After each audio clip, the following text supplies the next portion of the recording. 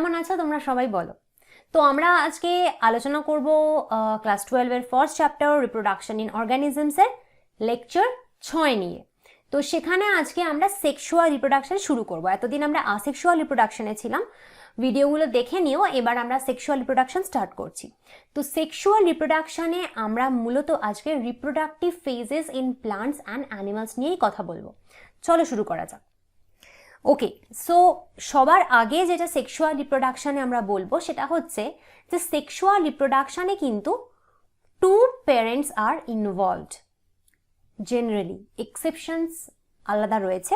Generally কি হয়, sexual রিপ্রোডাকশানে দুটো প্যারেন্টস লাগে, মেল আর ফিমেল। যেটা আমরা আসেক্সুয়াল রিপ্রোডাকশানে এতদিন বিস্তারিতভাবে পড়েছি যে সিঙ্গেল প্যারেন্ট হলেই কিন্তু আসেক্সুয়াল রিপ্রোডাকশন হয়। সেকেন্ড হচ্ছে যেটা ফিউশন অফ গ্যামেটস। তো মেল প্যারেন্ট যখন থাকে, মেল প্যারেন্ট কি গ্যামেট তৈরি করে? স্পার্ম তৈরি করে যদি তুমি অ্যানিমেলের ক্ষেত্রে বলো, আর যদি প্লান্টের ক্ষেত্রে বলো তাহলে হচ্ছে পোলেন গ্রেন তৈরি করে। ফিমেল যে প্যারেন্ট সে কি গ্যামেট তৈরি করবে? এগ তৈরি করবে বা ওভাম তৈরি করবে প্লান্ট বা অ্যানিমেলের ক্ষেত্রে। ঠিক, এবার এই স্পার্ম আর এগের বা বলতে পারো পোলেন বা এগের বা ওভামের যে ফিউশন, মেল গ্যামেট ফিমেল গ্যামেটের যে ফিউশন, সেটা হলেই একমাত্র যে অফস্প্রিং তৈরি হয় তাকে আমরা বলি সেক্সুয়াল রিপ্রোডাকশন। ঠিক আছে, তাহলে আসেক্সুয়াল রিপ্রোডাকশন সেক্সুয়াল রিপ্রোডাকশনের এই দুটো মূল পার্থক্য। আসেক্সুয়াল রিপ্রোডাকশনে একটাই প্যারেন্ট ইনভলভ থাকে, সেক্সুয়াল রিপ্রোডাকশনে মেল ফিমেল দুটো প্যারেন্ট ইনভলভ থাকে। আসেক্সুয়াল রিপ্রোডাকশনে তুমি কোনো গ্যামেট ফিউশন এতদিন কিন্তু দেখতে পাওনি। সেক্সুয়াল রিপ্রোডাকশনে gamete fusion is must. Fusion of gametes না হলে তাকে সেক্সুয়াল রিপ্রোডাকশন বলাই চলে না। ঠিক আছে, সেক্সুয়াল রিপ্রোডাকশন তুলনামূলকভাবে complex process, complicated process, slow process. Asexual রিপ্রোডাকশনে আমরা অনেক রকম এক্সাম্পলস দেখেছি। ভেজিটেটিভ প্রোপাগেশনে আমরা কি দেখেছি? তুমি গাছ থেকে একটা পার্ট তুলে এনে মাটির মধ্যে বসিয়ে দিচ্ছ, সেই পার্টটা থেকে নতুন গাছের জন্ম হচ্ছে। তো এই ধরনের প্রসেস কিন্তু অনেক ফাস্ট প্রসেস, তাড়াতাড়ি হয়, অনেক সহজে হয়, সিম্পল প্রসেস।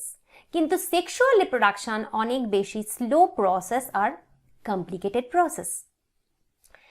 সেক্সুয়াল রিপ্রোডাকশনে যে অফস্প্রিং তৈরি হয়, যে ছোট্ট একটা বেবি তৈরি হয়, সে কিন্তু কখনোই তার বাবা মার আইডেন্টিক্যাল হয় না। তোমাকে দেখতে কি তোমার বাবা মার মতন এক্স্যাক্টলি কারুর মতন? তা তো নয়, তুমি তো আলাদা দেখতে। বা তোমার যদি ভাই বা বোন কেউ আছে, তো তুমি আমায় বলো যে তোমার ভাই বোন যারা রয়েছে আর তুমি এক্স্যাক্টলি একরকম দেখতে কি?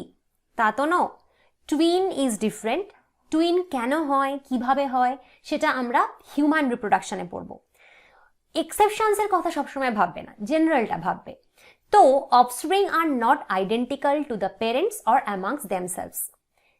কিন্তু আমরা যখন অ্যাসেক্সুয়াল রিপ্রোডাকশনে দেখেছিলাম, তুমি একটা পেঁয়াজ গাছের একটা যে বাল্ব, যেটা পেঁয়াজটা তুলে আনো, মাটিতে বসিয়ে দাও, এক্স্যাক্ট একটা পেঁয়াজ গাছ তৈরি হবে যেটা কিনা ওর পেরেন্টের মতন, কোনো এখানে ডিফারেন্স থাকবে না।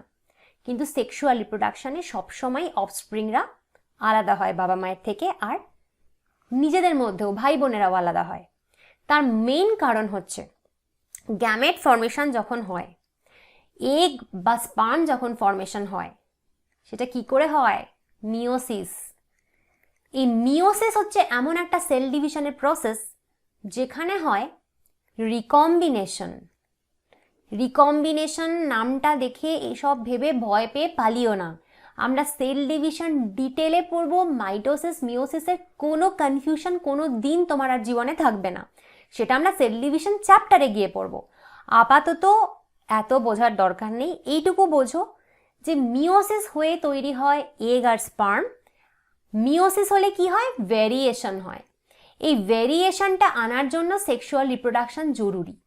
কিন্তু আসেক্সুয়াল রিপ্রোডাকশনে কোথাও মিওসিস হয় না, তাই সেখানে ভেরিয়েশনও আসে না। এই পার্টটা তোমার একটু বুঝতে অসুবিধা হবে, কারণ তুমি এখনো মিওসিস মাইটোসিসের ভালো করে ডিফারেন্স হয়তো বোঝো না। সাথে থেকেও সেল ডিভিশনে সব ক্লিয়ার করে দেবো, আপাতত এইটুকু বোঝো, ঠিক আছে? ওকে, নেক্সট এখানে আমরা একটা খুব গুরুত্বপূর্ণ কনসেপ্ট নিয়ে আলোচনা করব। দেখো, male and female gametes are formed either by the same individual or by different individuals of the opposite sex. খুব মন দিয়ে এই স্লাইডটা বোঝো, এটা তোমাকে অনেক হেল্প করবে থ্রু আউট ইউর জার্নি, ঠিক আছে? চলো, এখানে আমাদের কাছে আছে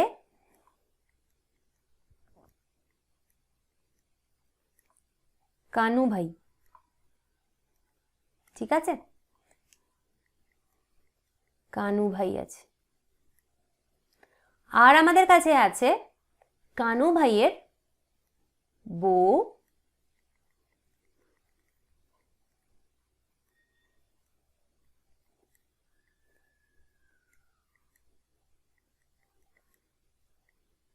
মিনু দিদি, ঠিক আছে? আচ্ছা, তো কানু ভাই কি তৈরি করবে?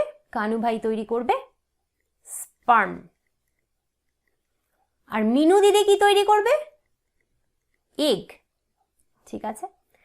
স্পার্ম আর এগের ফিউশন হবে, কি হবে? ওদের একটা ছোট্ট বেবি, পুটু।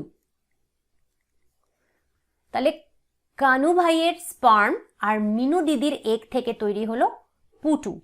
তার মানে কি, এখানে মেল আর ফিমেল গ্যামেট আলাদাভাবে তৈরি হয়েছে দুটো আলাদা ইন্ডিভিজুয়ালের মধ্যে, যারা কিনা অপোজিট সেক্স, কারণ কানু ভাই হলো মেল আর মিনু দিদি হলো ফিমেল।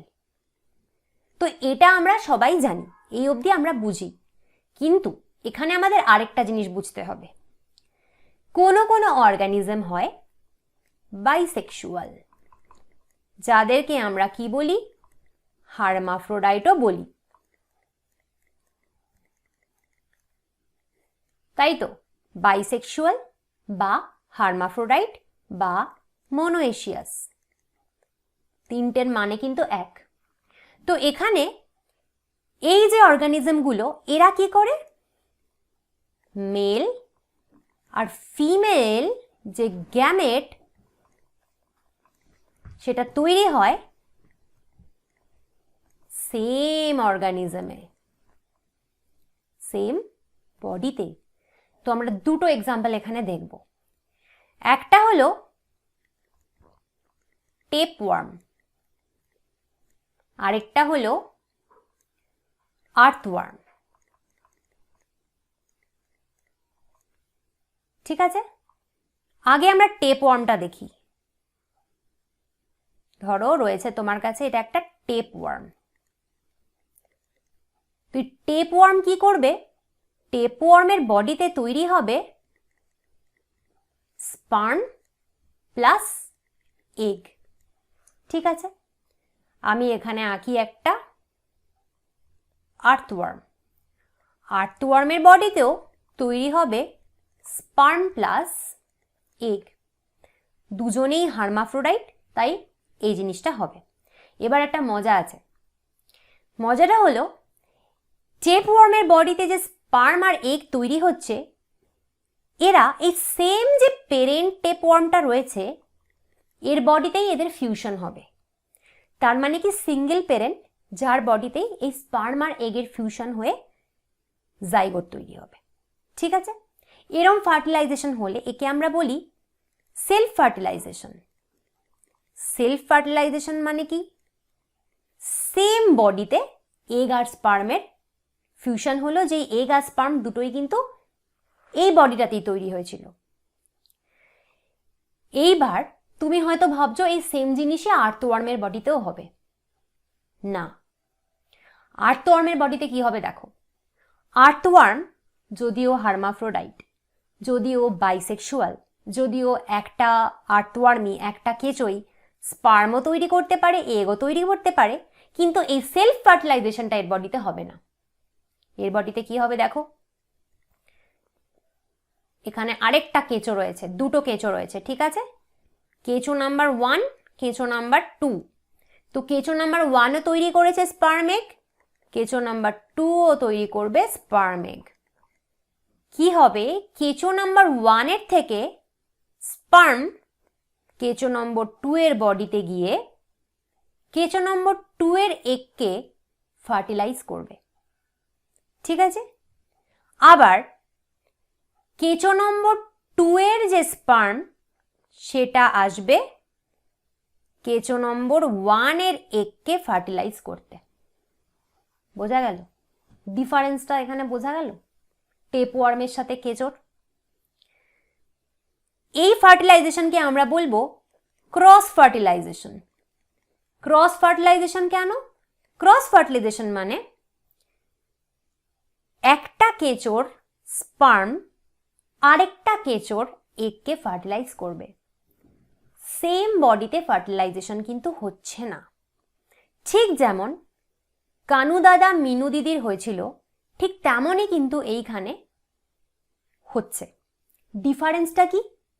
কানু দাদা মিনু দিদি আলাদা আলাদাভাবে স্পার্ম এগ তৈরি করছিল, কিন্তু এখানে সমস্ত আর্থওয়ার্মরাই, সমস্ত কেঁচোরাই স্পার্ম এগ তৈরি করবে। ঠিক আছে, দুটোই তৈরি করবে, কিন্তু ফার্টিলাইজেশন হবে না ওদের নিজেদের মধ্যে। একে বলে ক্রস ফার্টিলাইজেশন, কারণ ক্রস হচ্ছে। তাহলে তুমি বলতে পারো যে একটা বডিতেই যখন স্পার্ম এগ তৈরি হচ্ছে, তাহলে এত কষ্ট করে ওদের আবার এই ক্রস ফার্টিলাইজেশনের দরকার কি?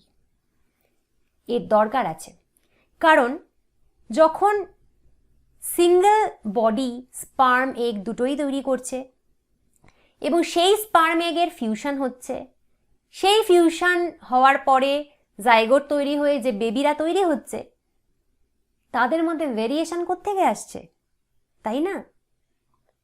ভেরিয়েশন যদি না আসে তাহলে কি করে সে বেঁচে থাকবে? সে প্রতিকূল পরিস্থিতিতে কি করে নিজেকে মানিয়ে নেবে? ভেরিয়েশন তো খুব জরুরি। ভেরিয়েশন একমাত্র তখনই সম্ভব যখন একটা বডি থেকে এগ আরেকটা বডি থেকে স্পার্ম তৈরি হয়, তখনই ভেরিয়েশন সম্ভব, তাই না? তো যে সমস্ত অ্যানিমাল রয়েছে বা যে সমস্ত প্লান্ট রয়েছে যারা বাইসেক্সুয়াল, তারাও কিন্তু সবসময় চায় যে আমাদের বেবিরা বেঁচে থাকুক, ভালো থাকুক, ভেরিয়েশন থাকুক, তাই সবাই প্রেফার করে ক্রস ফার্টিলাইজেশনকে, এক্সেপ্ট এই টেপওয়ার্ম। কেন বলো তো? টেপওয়ার্ম ইজ আ প্যারাসাইট, তাই তো? তোমার বডিতে টেপওয়ার্ম কোনোভাবে ঢুকে গেল, তো যে টেপওয়ার্মটা ঢুকলো ও কি ওয়েট করবে আরেকটা টেপওয়ার্ম কে আসবে তার জন্য? ও তো একাও ঢুকতে পারে, তাহলে কি ও রিপ্রোডাকশন করবে না? তাই জন্য ওর বডির মধ্যে সেলফ ফার্টিলাইজেশন হতেই হবে, আদারওয়াইজ ও হয়তো ওর পার্টনারকেই পেল না, তাই না? তাহলে এই জায়গাটা বুঝতে পেরেছো? এটা খুব ইম্পর্টেন্ট কনসেপ্ট কিন্তু নিটের জন্য। ঠিক আছে, নেক্সট আমরা যেটা দেখব যে সেক্সুয়াল রিপ্রোডাকশন যারা করে, যে সমস্ত অর্গানিজমরা করে, তাদের লাইফে 3টে ফেজ থাকে। ফার্স্ট হচ্ছে জুভেনাইল ফেজ অথবা ভেজিটেটিভ ফেজ। অ্যানিমেলদের ক্ষেত্রে আমরা জুভেনাইল কথাটা ইউজ করি, প্ল্যান্টদের ক্ষেত্রে আমরা ভেজিটেটিভ কথাটা ইউজ করি, বোথ আর সেম। এটা হলো এমন একটা ফেজ যখন একটা অর্গানিজম রিপ্রোডাকশন করবার মতন ম্যাচিওর হয় না।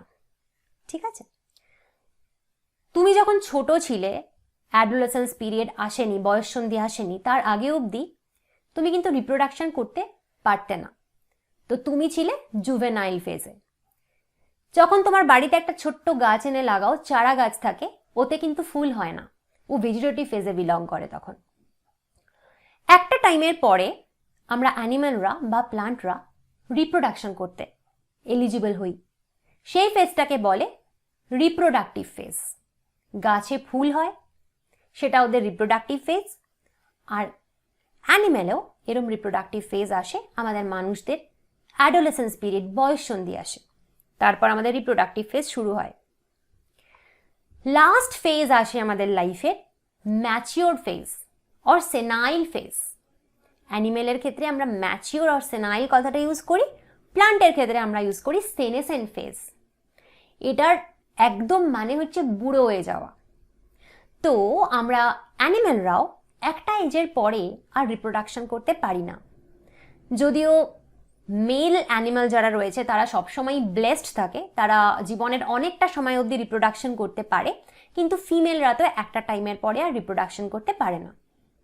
ঠিক তেমনই গাছের ক্ষেত্রেও হয়, সারা জীবন একটা গাছ ফুল ফল তৈরি করতে পারে না। তো সেই সময়টা, জীবনের শেষ সময় যার পরেও মরে যাবে, সেটা হলো ম্যাচিওর সেনাইল অর সেনেসেন্ট ফেজ। ঠিক আছে, ওকে। এবার আমরা রিপ্রোডাক্টিভ ফেজ ইন প্লান্টস নিয়ে কিছু কথা বলবো। ঠিক আছে, তো এটা হচ্ছে প্লান্ট কখন রিপ্রোডাকশন করতে পারছে সেই সময়টা নিয়ে, মানে প্লান্টে ফুল ফল হচ্ছে কখন। তো প্রথম কথা, প্লান্টস দু টাইপের হতে পারে, মোনোকার্পিক হতে পারে, পলিকার্পিক হতে পারে। আমি আগেও বলেছি মোনো কথাটার মানে হচ্ছে ওয়ান, পলি কথাটার মানে হচ্ছে মেনি। তুমি নাম থেকেই বুঝতে পারছো তাহলে এবার। মোনোকার্পিক প্লান্টস হচ্ছে এমন প্লান্টস যারা ওদের সারা জীবনে একবারই ফুল ফল দেবে। দেখো, ফুল হলেই ফল হবে, সেটা আমরা পরে পড়বো ডিটেলে কিভাবে ফুল থেকে ফল হয়, কিন্তু ফুল আর ফল তো একই ব্যাপার, ফুল হওয়া মানে ফল হওয়া। তো এরম কিছু প্লান্ট রয়েছে যাদের সারা জীবনে একবারই ফুল ফল হবে, তাদেরকে আমরা বলবো মোনোকার্পিক প্লান্টস। যেমন ধরো রাইস, হুইট, মেজ। তুমি কি দেখেছো যে ধান গাছ বা গম গাছ এরা একবার ফলন হলো, তুমি ধান গমগুলো আলাদা করে নিলে, গাছগুলো আবার পরের বছর ধান গম দিল? কখনোই না। ওরা প্রথমে চারা গাছ থাকবে, বড় হবে, বড় হলে রিপ্রোডাক্টিভ ফেজ আসবে, ফল দেবে, তারপর কি করবে, সেই ফসল আমরা কেটে নেব, আমরা খেয়ে নেব, আর ওরা কি করবে, তারপর ম্যাচিওর হয়ে মরে যাবে। আচ্ছা, এখানে আরেকটা জিনিস দেখো, মজার কথা, এটা কিন্তু নিটের জন্য ইম্পর্ট্যান্ট। কিছু বাঁশ গাছ রয়েছে, বাম্বু স্পিসিস রয়েছে, তাতে ওদের হোল লাইফ টাইমে একবারই ফুল ফল হয়, সে তো অবশ্যই, তাই জন্যই ওরা মোনোকার্পিক, কিন্তু সেটা 50 থেকে 100 বছর বাদে হয়। মানে ধরো একটা বাঁশ গাছ জন্মালো, ও 50 ইয়ার্স বা বলতে পারো 100 ইয়ার্স অবধি ও ভেজিটেটিভই থেকে গেল, জুভেনাইলই থেকে গেল। তারপর আফটার 50 বা আফটার 100 ইয়ার্স ও রিপ্রোডাক্টিভ ফেজ হলো, ফুল দিল, ফল দিল, মরে গেল। ঠিক আছে, আর জেনারেলি রিপ্রোডাক্টিভ ফেজের পরেই এই ম্যাচিওর ফেজটা আসে। ডেফিনেটলি তাই হয়, আগে ফুল ফল দেয়, জন্ম দেয়, তারপর মরে যায়। তো এই বাম্বু স্পিসিসের এই এক্সাম্পলটা মনে রেখো। আরেকটা এক্সাম্পল খুব জরুরি মনে রাখা, এটার নাম হচ্ছে স্ট্রোবিল্যান্থাস কুন্তিয়ানা। সায়েন্টিফিক নামটা মনে রাখতে হবে। এটাকে লোকালি বলে নীলাকুরাঞ্জি। এই ফুলগুলোর একটা মজা আছে। প্রথম কথা, এটা কোথায় পাওয়া যায়? এগুলো তোমার কেরালা, কর্ণাটকা আর তামিলনাড়ুর যে হিলি এরিয়া, পাহাড়ি এরিয়া, সেখানে পাওয়া যায়। এই ফুলগুলো কিন্তু 12 বছরে একবার হয়। যখন হয় 12 বছরে একবার, তখন ভীষণ সুন্দর লাগে দেখতে, পুরো ব্লু কালারের ফুল, পাহাড়টা পুরো ব্লু কালারের, এই নীলাকুলাঞ্জি ফুলে পুরো ছেয়ে যায়, তখন প্রচুর টুরিস্ট আসে এইসব জায়গায় দেখতে। ঠিক আছে, এটা আরেকটা এক্সাম্পল মাথায় রাখতে হবে। তো এগুলো সবই হলো মোনোকার্পিক প্লান্ট, মানে কি যতদিন বাঁচে তার মধ্যে একবারই ও ফুল ফল দেবে, তারপর মরে যাবে। ওকে, নেক্সট আমরা দেখব পলিকার্পিক প্লান্টস নিয়ে।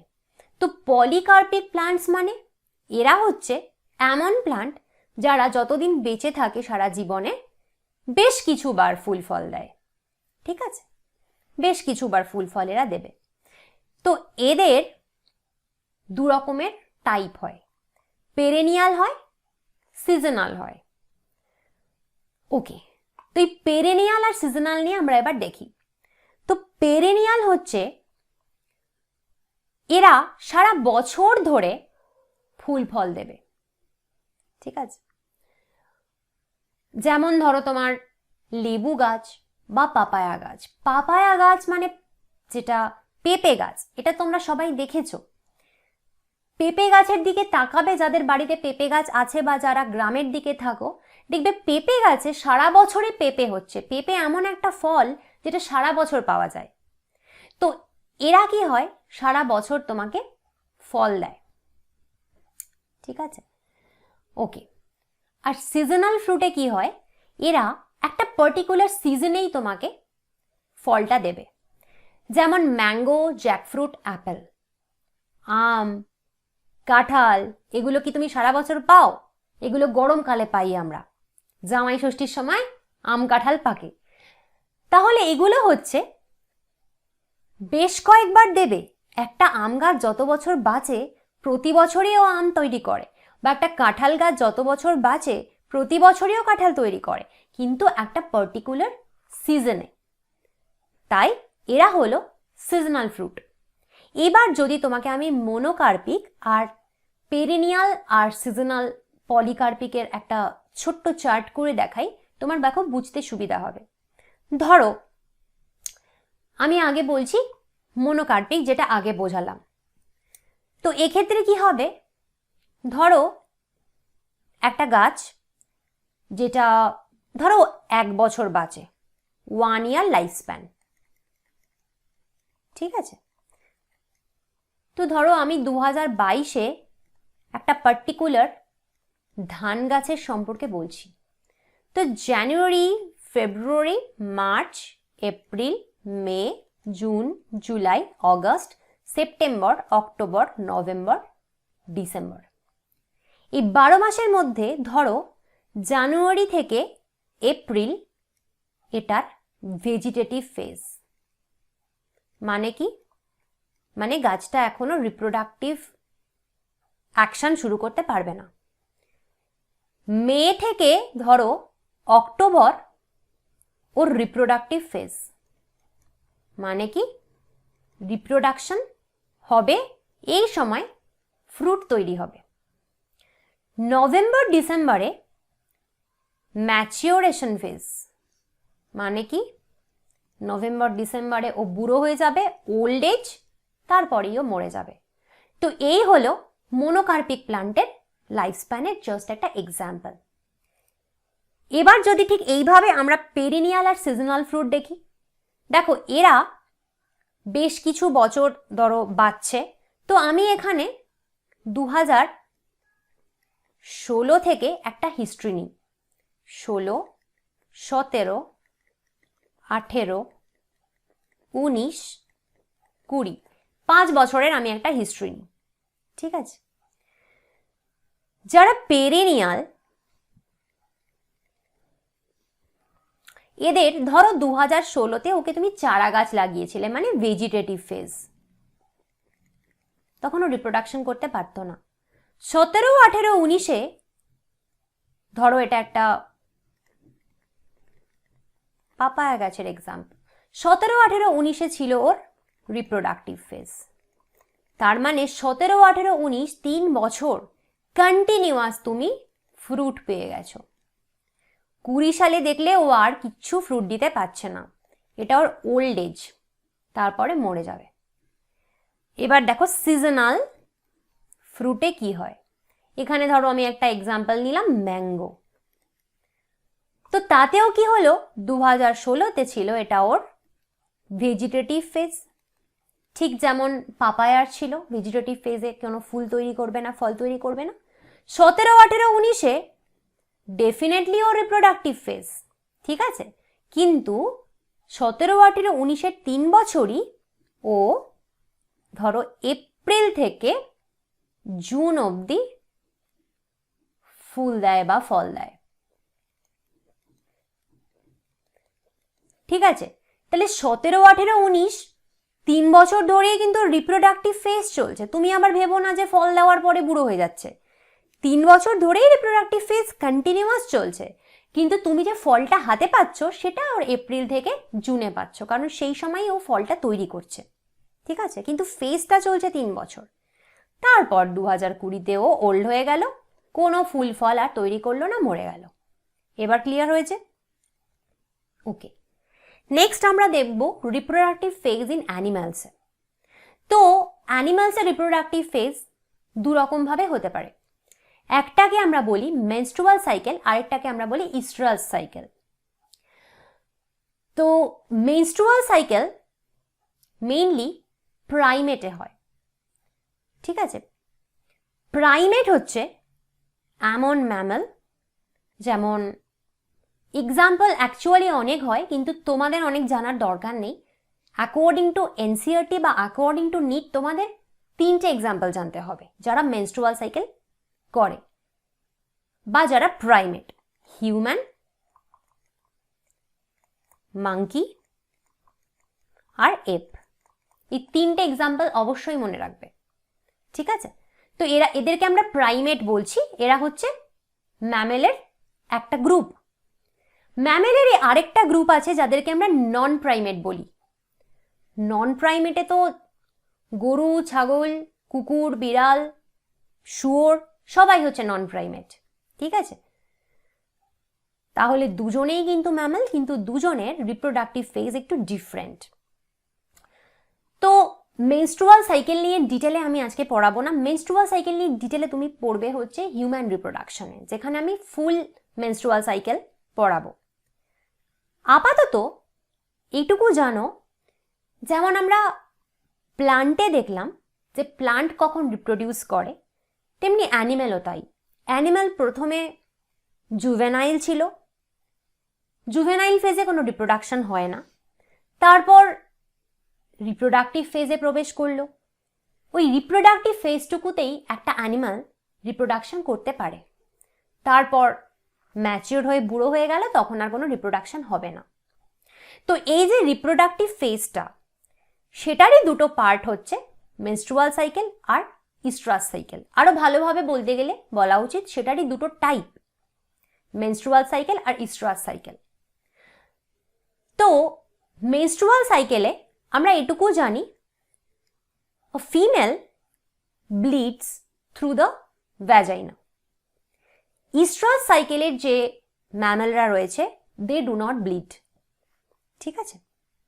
আচ্ছা, তো মেনস্ট্রুয়াল সাইকেল বললে অনেকের কনফিউশন হয় যে at that time females bleed, তো ওই টাইমে রিপ্রোডাকশন তো হওয়ার কথা না। অ্যাকচুয়ালি মেনস্ট্রুয়াল সাইকেল, আমি যদি হিউম্যানকে এক্সাম্পল হিসেবে তোমায় বলি, it is a 28 days cycle, যেই সাইকেলটার কিন্তু অনেকগুলো আবার ফেজ রয়েছে, যেটা আমরা ডিটেলে পড়বো হিউম্যান রিপ্রোডাকশনে। তো সেই যে ফেজগুলো রয়েছে, তার মধ্যে একটাই ফেজ হচ্ছে মেনস্ট্রুয়েশন ফেজ, যেই ফেজটায় a human or a female bleeds. তো সেটা কিন্তু জাস্ট 3 to 4 days। তো 28 days-এর মধ্যে 3 to 4 days ছাড়াও যে বাদবাকি 24 to 25 days রয়েছে, তার মধ্যে একটা পার্টিকুলার টাইমে একটা ফিমেল ফার্টাইল হয়, ঠিক আছে। তো এই 28 days-এর সাইকেলে কখন একটা ফিমেল ফার্টাইল হয়, কখন রিপ্রোডাকশন করতে পারে, সেগুলো আমরা সব ইন ফিউচার ডিটেলে পড়ব। আপাতত তুমি এটুকুই জানো যে মেনস্ট্রুয়াল সাইকেল প্রাইমেটে হয়, আর মেনস্ট্রুয়াল সাইকেলের একটা পার্টিকুলার টাইমে একটা ফিমেল রিপ্রোডিউস করতে পারে। আর ইস্ট্রাস সাইকেল 3 রকমের হয়: মোনোইস্ট্রাস, পলিস্ট্রাস আর সিজনাল পলিস্ট্রাস। সেটা আমরা ডিটেলে এবার পড়ব। তো মোনোইস্ট্রাস হচ্ছে কাদের হয়, এগুলো সবই তো প্রথমত নন প্রাইমেটদের হয়। তো যারা বিয়ার আর উলফ রয়েছে, এদের মোনোইস্ট্রাস সাইকেল চলে। মানে কি, এরা বছরে একটা পার্টিকুলার টাইমেই রিপ্রোডিউস করতে পারে, যেটা এদের ইস্ট্রাস সাইকেল বলে। একটা পার্টিকুলার টাইমই ওদের বছরে আছে, সারা বছর ধরে ওরা রিপ্রোডিউস করতে পারে না, একটা পার্টিকুলার টাইমে ওরা রিপ্রোডিউস করতে পারে, ঠিক আছে। তো ধরো আমি তোমাকে এখানে বোঝাচ্ছি January, February, March, April, May, June, July, August, September, October, November, December. তো যারা মোনোইস্ট্রাস হবে, তার মধ্যে ধরো একটা এক্সাম্পল আমি নিলাম বিয়ারের। সাপোজ ও জুন মাসে রিপ্রোডিউস করতে পারছে, তো আমি জুনে টিক মারছি। তো মাত্র এই টাইমটাতেই কিন্তু ও রিপ্রোডিউস করতে পারছে জাস্ট একবার বছরে, এটাই ওর ইস্ট্রাস সাইকেল। নেক্সট যদি আমরা পলিইস্ট্রাস নিয়ে কথা বলি, যেটা কাউ আর পিগদের ক্ষেত্রে হয়, এরা জাস্ট লাইক মেনস্ট্রুয়াল সাইকেল, এদের সারা বছর ধরে মেনস্ট্রুয়াল সাইকেলের মতনই ইস্ট্রাস সাইকেল চলতে থাকে, সারা বছরই ওরা রিপ্রোডিউস করতে পারে। তো January, February, March, April, May, June, July, August, September, October, November, December, 12 মাসই ওরা রিপ্রোডিউস করতে পারবে। ঠিক আছে, এটাকে বলে পলিইস্ট্রাস। পলি মানে many times they can reproduce. Next হচ্ছে সিজনাল পলিইস্ট্রাস। তো সিজনাল পলিইস্ট্রাসের মানে কি, এরা একটা স্পেসিফিক সিজনে রিপ্রোডিউস করতে পারবে। এক্সাম্পল হচ্ছে হর্স, শিপ আর গোট। তো ধরো এরা বর্ষাকালটা রিপ্রোডিউস করতে পারছে, তো ধরো June, July, August, September, suppose এটা 4 মাস এরা রিপ্রোডিউস করতে পারে, একটা স্পেসিফিক সিজনে এরা রিপ্রোডিউস করছে। তাই পলিইস্ট্রাস তো বটেই, কারণ বছরে not only single time but more time they can reproduce, কিন্তু সেটা একটা পার্টিকুলার সিজনে হতে হবে, সব সিজনে ওরা পারবে না। ঠিক আছে, আর আগেরটা যেটা আমরা মেনস্ট্রুয়াল সাইকেল পড়েছি, তাতেও আমরা দেখেছি একটা ফিমেল সারা বছর রিপ্রোডিউস করতে পারে। ঠিক আছে, ওকে। এইবার দেখো, many mammals are reproductively active throughout the year. তাদেরকে আমরা কন্টিনিউয়াস ব্রিডার বলি। কারা কন্টিনিউয়াসলি ব্রিড করতে পারে, সারা বছর ব্রিড করতে পারে, সেটা আমরা কি দেখলাম? দেখো, যাদের মেনস্ট্রুয়াল সাইকেল হয় তারা, আর যারা পলিইস্ট্রাস তারা, এরা সারা বছর ব্রিড করতে পারে। তো এদেরকে আমরা বলি কন্টিনিউয়াস ব্রিডার। ঠিক আছে, ওকে। আর হচ্ছে সিজনাল ব্রিডার, যারা কিনা বছরের একটা পার্টিকুলার টাইমে ব্রিড করতে পারে। তো সেখানে আমরা কি দেখেছি? মোনোইস্ট্রাসদের দেখেছি যারা বছরে একটাই টাইম ব্রিড করতে পারে, আর আমরা দেখেছি সিজনাল যারা পলিইস্ট্রাস করছে বছরে একটা পার্টিকুলার সিজনে এরা ব্রিড করতে পারে। বোঝা গেল? এভাবে তোমাকে পুরো নিটের সিলেবাস আমি কমপ্লিট করিয়ে দেব, এইভাবে বুঝিয়ে। আর এভাবে যদি তুমি পড়ো, তোমার কোনো কনফিউশনও কিন্তু থাকবে না, তুমি A to Z সব কনসেপ্ট ক্লিয়ার করে ভালোভাবে নিট ক্র্যাক করতে পারবে। এর সাথে সাথে আমি MCQ করাবো, স্টার্ট করছি খুব তাড়াতাড়ি। চ্যানেলটা ভালো লাগলে সাবস্ক্রাইব করে দিও, ভিডিওগুলো ভালো লাগলে লাইক, কমেন্ট, শেয়ার করতে থাকো, আর ভিডিওগুলো মিস করো না। একটা ভিডিও যদি মিস করো, পরের ভিডিওটার কিন্তু কন্টিনিউয়েশন থাকবে না, মানেটা বুঝতে পারবে না। আর যদি তুমি আমার কাছে অ্যাফোর্ডেবল প্রাইসে বায়োলজি আমার পার্সোনাল অনলাইন কোচিংয়ে পড়তে চাও, আমাকে তাহলে হোয়াটসঅ্যাপ করতে পারো এই নাম্বারে। আজকে তাহলে আসি, আবার কালকে আসবো নতুন ভিডিও নিয়ে। Bye bye.